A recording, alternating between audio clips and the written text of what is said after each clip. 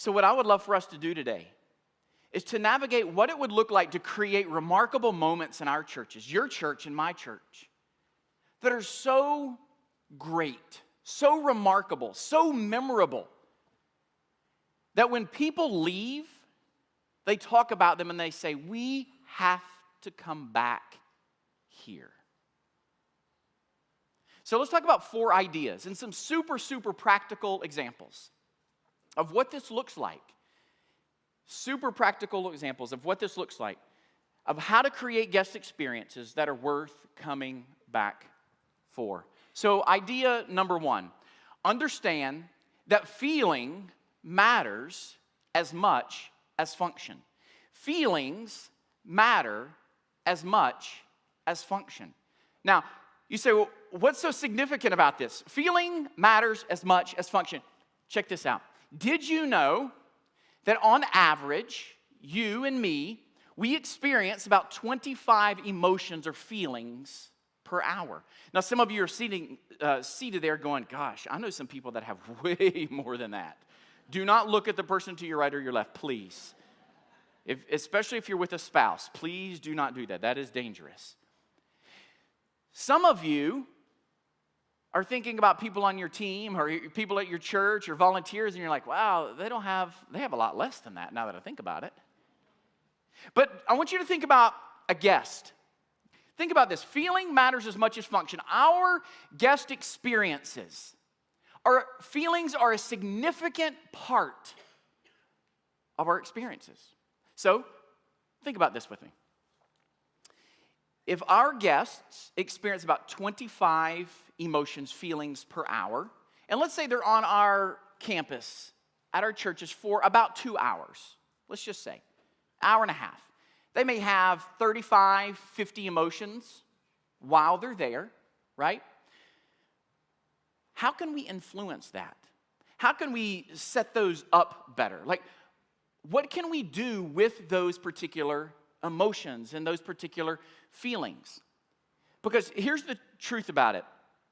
We have to begin to weigh feelings in to the experiences that we're creating for our guests. Because for far too long, guest services, creating guest experiences, have focused on what we can do for a guest, sometimes at the expense of how a guest feels. Because we want to serve a guest. We want to do for the guest.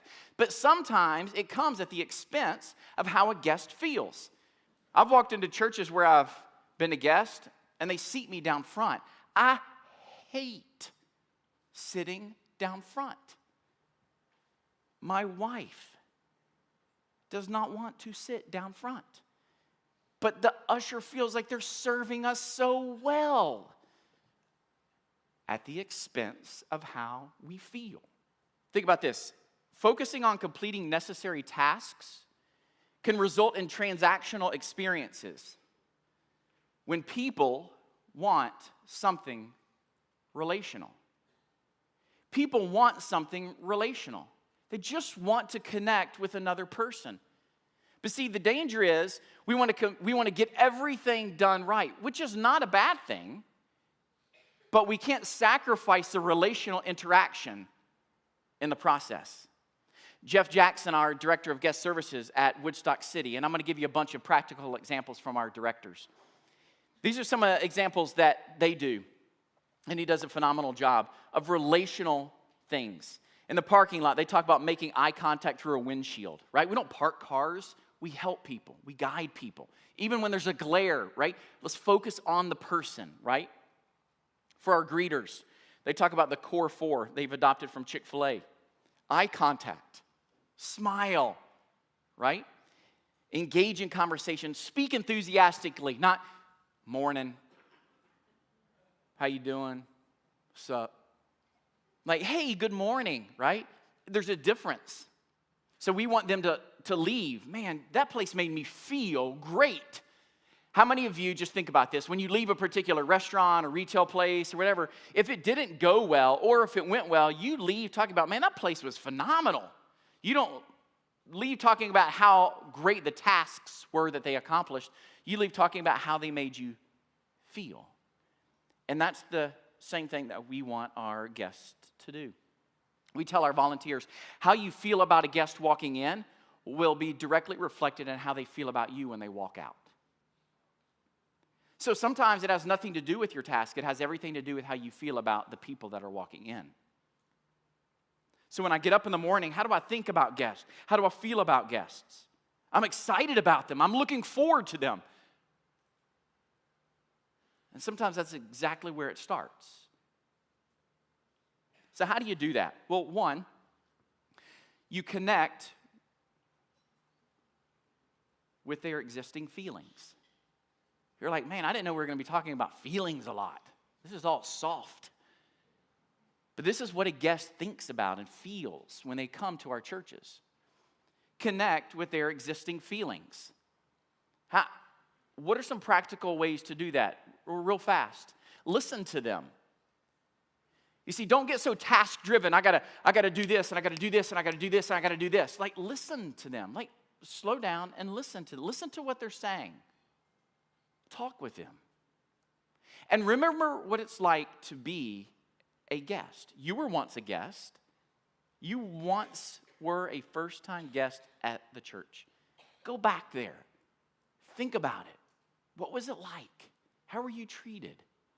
Maybe it was a phenomenal experience and you want to replicate it. Maybe you had a terrible experience and you don't want them to feel that, and so you want to give them the opposite of that. But you were once a first-time guest. 2, protect guests from experiencing uncomfortable or negative emotions. In other words, you're like a bodyguard. You want to protect them from any uncomfortable or negative emotions possible. 3, prioritize hospitality over service. You see, hospitality is a feeling where service is something to deliver. So in other words, we want to care for the emotions of the guest versus just delivering a service to the guest. And there's a fine line between this because you still have to do things, but you're prioritizing the emotion for the guest. Brooklyn Warren, who's our guest services director at Gwinnett Church, I think she does a great job with these examples. I said, give me some examples of how you do this well. And she says, well, think about this. Think about a task mindset versus a hospitality mindset. She said, if you're in the parking lot, if you have a task mindset and you see a flat tire or a low tire that needs some air, a task mindset would be to tell your team leader, there's a low tire out there, and you go about your business. But a hospitality mindset would be to fill the tire up, to write a little note to the guest, hey, we saw your tire was low, we put some air in it, we got you covered, have a great Sunday. Leave it on the windshield. Very different. Doesn't take much effort, but very, very different. If you're an usher, a task mindset is, I am going to fill my section. Every seat is going to have a rear end in it. But a hospitality mindset is, you have an elderly couple that comes in. So they may be more sensitive to noise. And you realize this, and so you may connect with another volunteer. And you may say, hey, let's seat them in this particular section. And you may say, hey, we're doing a loud opener today, or the music may be a little louder today. Would you like some earplugs? Hospitality mindset. Again, caring for the emotion of the guest. They may say, no, we're good. But at least you're thinking about it. A final example is if you have a team of greeters, right? A task mindset.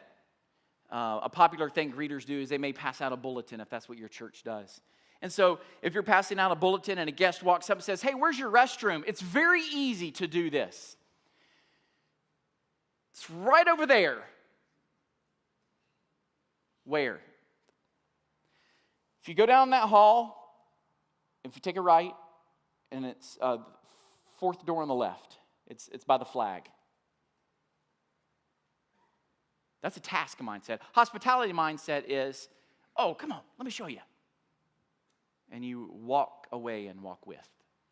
Very different. Do you see how it just feels different? Very subtle things. It doesn't cost you anything except care. And it feels very different. So prioritize hospitality over service. The fourth thing is this. Be prepared. In other words, just be ready. It just shows that you're organized. It shows that you're ready for them. It shows that, you know what, this place is together. The floor's clean. The chairs are ready. The lights are on. You're not doing things as people are walking in. You're like, oh, I didn't know y'all were coming. It's Sunday. My bad. You're actually ready. We laugh, but sometimes it happens. And so we just have to be prepared because it tells the guest we are capable and we are ready for you. The second idea is this: be fully present. Be fully present. Now, sometimes this can be a little bit of a challenge. Wherever you are, simply put, be all there. Be fully present. So here are some ideas on how you can do that. When you make the intentional choice to be fully present, you declare what you value. You declare what you value. So to a guest, when I make the intentional choice to be fully present, I say to the guest, I value you. One idea of what you could value is creating an unhurried moment. How many of you feel like your life is one hurried moment after another? Okay, there's about 4 of you. I don't know what kind of life the rest of you live, but I need your life. Your guests live one hurried moment to another that are all connected. What if the one thing that we could give to them on a Sunday morning is an unhurried moment? Because the way that feels is something that they don't get during the week. It's going to baseball practice, basketball practice. We're going to feel, don't have time to cook, so we're going to go buy McDonald's. We're going to go buy Chick-fil-A. We're going to go buy Taco Bell. And it's just like this, and Dad's barely going to make it, and Mom's barely, and grandmas and aunts, and we're going to leave, and you have what practice and homework, and we're going to stay up to 11 o'clock, and we're going to, right? Some of you live this too. You can empathize with that. And our guests do too. What if they showed up on Sunday, and it's the one spot that they could take a deep breath because it's so unhurried, and they don't even quite know the words to say, but they feel it, and that's the one thing that brings them back the next week.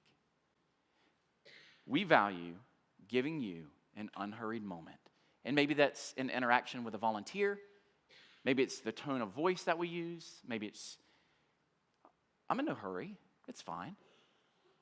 Maybe it's how we walk with people. It could be a variety of things. B, recognize that God has placed each person there for a reason. Recognize that God has placed each person there for a reason. Rhonda, who does guest services here at North Point, I love this phrase that she says that one of their values is that the guest in front of you is the most important guest in that moment. So I want you to think about this, that God got you up in the morning and God got that guest up in the morning, and He's brought the two of you there at that one intersection. And so trusting the two of you have been brought together in that one particular moment for a particular reason, for something phenomenal to happen. If you don't believe that, then that's something different. But if you do, then something phenomenal can happen. You approach it differently. You react to it differently. You interact with it differently. You respond to it differently. You follow up with it differently. You care differently.